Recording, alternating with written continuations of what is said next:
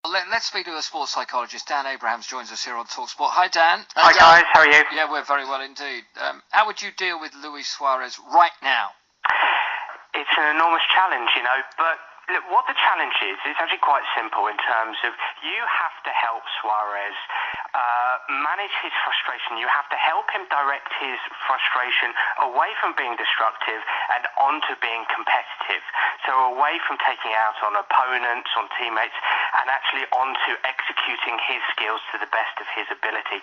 How do you do that? Well, there's a difference between simple and easy. It's not an easy process, but the coaching process for me, from a psychological perspective, would be using lots of mental rehearsal leading up to a game, but also, and I think decisively, simulation training. To my mind, Monday through Friday, Brendan Rodgers needs to be getting a couple of players on Suarez in small-sided games in training to try to simulate that feeling that Suarez gets, that instantaneous reaction or maladaptive reaction he has, and help him have a more appropriate response in that given moment. But for me, Dan, I mean, watching that yesterday, he's given away a penalty, and whatever anybody says, I think that he knew exactly what he was doing, because he's a cheat as well as whatever other issues he's got, and he's cheated many times down the years. And then, out of frustration, when he's in the box at the other end, thinking things aren't going to go his way, he's bitten somebody. Now, this isn't anything new here. Are you basically saying that footballers basically ignored and turned their back on this? No, but I do agree with Stan in terms of, look, what a lot of people don't realise is that, yes, football is a quick game, yes, it works in seconds, but the brain works in milliseconds. Footballers have instant reactions and responses to what is going on around them. Now, absolutely, for some reason, Suarez, whether it's through competitiveness, whatever reason there is, he's learnt this set of maladaptive behaviours that he needs to improve upon as a person and as a player for Liverpool. Does he do it on purpose? It's highly questionable. As I say, the brain works in milliseconds, and those thoughts and feelings just are so strong. Feelings are much stronger than thoughts, and he has this instantaneous reaction. Dan, I want to jump in there. You will have done a lot of research on this. I'm no barroom lawyer, neither is Sags, none of the people that are tweeting. You understand what the capacity of the brain has. I've mentioned certain players, Gascoigne, Cantona, Suarez, Lionel Messi, that doesn't seem to have issues and problems, George Best, number of people in society over the years that have the capacity for brilliance and the capacity to shoot themselves in the foot. Is there a link? As you said, experientially, there possibly is. You've named a whole bunch of people that suggest that there is a link between that sort of genius and madness, that fine line, if you like. But when you're talking about like a Lionel Messi character, look at his background, look where he grew up. He grew up in La Masa. He went through a process of counselling, of becoming. La Masa say, Barcelona say, we're not trying to create extraordinary footballers, we are trying to create extraordinary individuals. If they become extraordinary footballers in the process, then more the better. So very briefly, do football clubs, I've talked about this for many years, having had issues with mental health problems myself, and I've spoken to some of the world's best minds on this.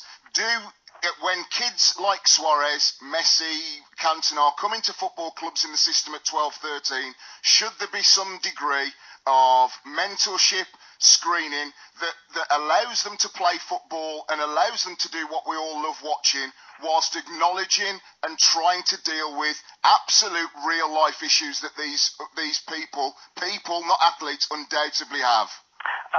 In a nutshell, absolutely not. The EPPB programme, the Premier League programme, is going to start doing that. But the reality is there is an enormous emotional literacy and emotional toughness problem with young players in Britain. And it is one of many reasons why we're failing to produce good enough footballers to compete at the top level. Yeah, but hang on a minute, Dan, with all of this as well. Let's get back to the basics of what happened yesterday. He has to be punished. He has to be severely punished for that, whatever his problem is, doesn't he? He has to be helped. He has to be helped. If part of that help is... Well, I mean, he has to be helped as well. Yes, of course. I mean, I don't just want to see the Football Association, for instance, say there's a 9-game ban. I would like them to say, I'm afraid there is a 9-game ban, and during the 3 months that you're banned, we're going to give you as much help as we possibly can to sort your behavioural problems out. As they did with Paul Merson. With his, as they have done with others. I don't think any... I mean, but I don't nobody's think saying this thing that is... punishment isn't part of the thing. This is obviously not happening because... Of course it's not happening. I could have told you that when I first came to Talksport. We've sat down and you and I have chatted off air. Keeper, when you come into a football club at 12, there isn't a rule book. I mean, thankfully there is at La Masia, and hopefully EFPP will deal with that. But there are generations of footballers that have been indulged with their bad behaviour because what you give on the pitch is sticking the ball in the onion bag in the 90th minute at the cop end, and everybody then starts to say, genius, brilliant, and what have you. So it gets left and it doesn't get done. So Dan, how does the fan that watches the game, that's being ripped off at every level at the game at the moment by various different people, sees everything from £80 million worth of money going out of the game in back pockets of agents to people suddenly being feted earning £250,000 a week, but not even, and then sort of committing all sorts of offences, driving and everything else. How do they themselves understand Luis Suarez in today's world in comparison to their world, which is one of, if they're lucky, they're holding down a job? Because I don't think fame and wealth inoculate you from the stresses of everyday life, and it doesn't inoculate you from occasional maladaptive behaviour. What I'm not trying to do here is completely support Suarez. What I would like to say is that, come on, where's the coaching here? You know, if he's at Liverpool Football Club, one of the top football clubs in the world, he needs to be coached. Is that where the finger should be pointed, Dan? Not just football Liverpool, generally, but football. Sags, the whole system. It's not just an Dan, individual. Is that club. what you think? Liverpool Football Club, you know, John Henry said, you know, the big man from Boston, the big American family man, the big man who's interested in more, he's interested in the history, the heart, the tradition. Here's a man who really should be knowing better and getting these sort of things sorted within his football club. Look, what I'd say is that, look, of course you have to have footballers who take responsibility for themselves, but you still have to have a coaching culture. And coming from, I was a professional golfer, I've worked with tennis players, I've worked with rugby players. The football coaching culture is one of the, there's some very good football coaches out there, but it's one of the poorest, most sort of lacking vision that there is out there. We need better coaching structures, we need better coaching cultures, whether it's at grassroots level, whether it's at the very top at Liverpool. And that's not to dismiss the Liverpool coaches, who are obviously fine coaches, but this is hang on, this is a coaching problem.